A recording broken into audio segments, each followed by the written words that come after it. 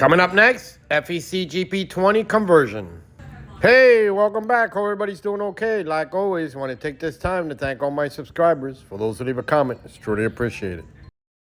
So I got this MTH-PS1 GM Electromotives, which I'm going to be converting into the new FEC scheme that's coming out. And what I did was, I didn't want to take the windows out because it's always a pain to put them back in. So I taped them up on both sides with Tamiya painter's tape.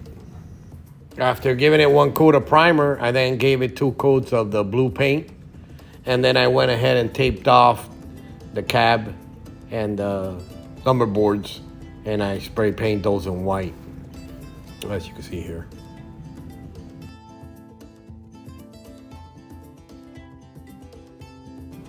After giving it a go through with a clear coat, I went ahead and started adding the decals, which I got from circusdecals.com.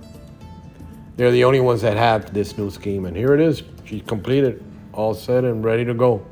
I love the way it came out. The decals are super crisp. Really nice the way it came out.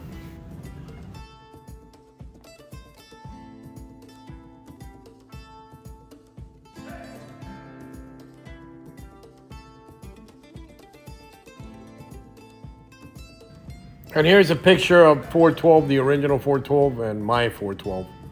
And here she is on the track, ready to go.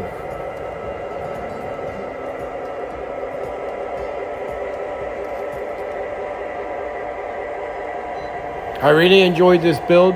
I got a unique engine, which hasn't been made by anybody yet. And I hope you guys enjoyed the video. If you did, thumbs up, subscribe, and click the little bell button. And like always, happy railroading. Bye.